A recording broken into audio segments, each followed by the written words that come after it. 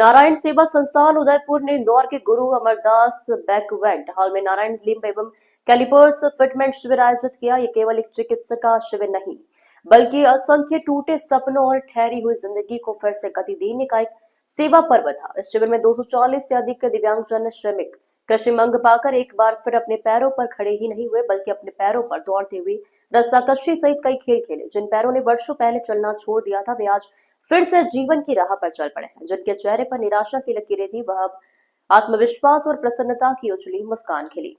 कार्यक्रम के मुख्य अतिथि संसदीय कार्य मंत्री एवं भाजपा की वरिष्ठ महासचिव कैलाश विजयवर्गीय ने शिविर में आए दिव्यांगजनों से कहा कि आप सभी हिम्मत और आत्मविश्वास से समाज के लिए प्रेरणा है। सरकार और नारायण सेवा संस्था मिलकर आपको मुख्य धारा से जोड़ने के लिए निरंतर प्रयासरत है। आप सबके जीवन में आगे बढ़ने और आत्मनिर्भर बनने के लिए हर संभव सहायता उपलब्ध कराई जाएगी। शिविर की शुरुआत दीप प्रज्वलन के साथ हुई। मंचासीन अतिथि मुख्य अतिथि कैलाश विजयवर्गीय, समारोह अध्यक्ष तुलसी सिलावट, विशिष्ट अतिथि आचार्य श्री राजेश मुनि जी महाराज, समाज सेवी पारसमल कटारिया और अनिल भंडारी का संस्था निदेशक वंदना अग्रवाल एवं पलक अग्रवाल ने मेवाड़ी परंपरा से स्वागत किया। इस मौके पर नारायण सेवा संस्था निदेशक वंदना अग्रवाल ने कहा कि हमारा उद्देश्य केवल सेवा ही नहीं बल्कि दिव्यांगों को आत्मनिर्भरता और सम्मान के साथ जीवन जीने का अवसर प्रदान करना है। यह शिविर उन सभी लाभार्थियों के लिए एक नई आशा लेकर आया है। उल्लेखनीय है कि इंदौर में 25 मई को हुए चयन शिविर में 400 से अधिक दिव्यांगजन आए थे, जिसमें से 240 आज कृत्रिम अंग पाकर नया जीवन पा रहे हैं। यह केवल अंग नहीं बल्कि उनकी रुकी हुई जिंदगी को आगे बढ़ाने की चाबी है। अग्रवाल ने कहा कि शिविर में 40 सदस्यीय टीम ने जर्मन तकनीक से बने नारायण लिम्ब का फिटमेंट किया है। डॉक्टर ने न केवल अंग लगाए बल्कि उनके सही उपयोग का प्रशिक्षण भी दिया।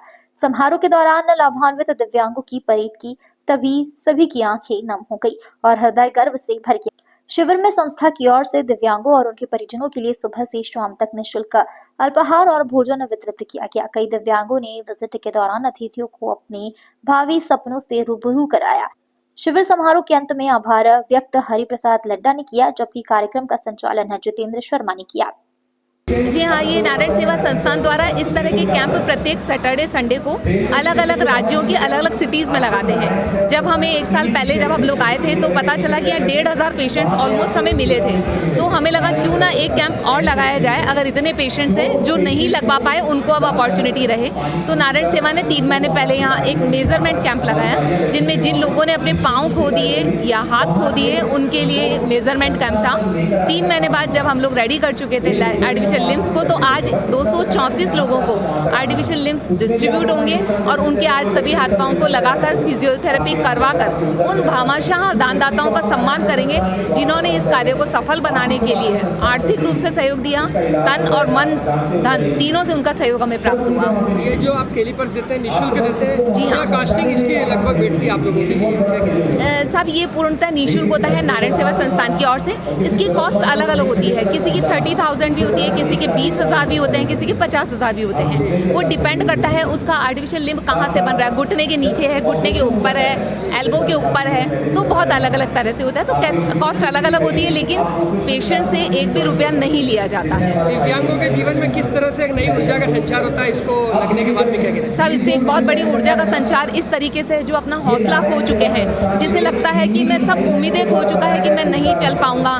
किसी लड़की को लगता है कि मेरे हाथ काम कैसे करेंगे, उनके लिए एक हौसला बढ़ता है कि अब वो भी चल सकते हैं, वो भी कुछ आर्थिक सुदृढ़ता के साथ में इस समाज में खड़े हो सकते हैं और नॉर्मल इंसान की तरह अपना जीवन यापन कर सकते हैं।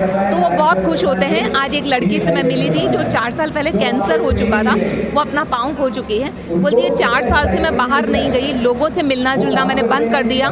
मुझे लगा कि लोग मुझे दिव्यांग कहेंगे, शर्म के मारे नहीं गई, लेकिन जब आज मेरा पाँव लगा तो बोलती है 4 साल में मैं पहली बार हंसी हूँ। और उसकी खुशी देखकर हमें लगा कि दिव्यांग भी अब दौड़ रहा है, अपनी लाठी छोड़ रहा है।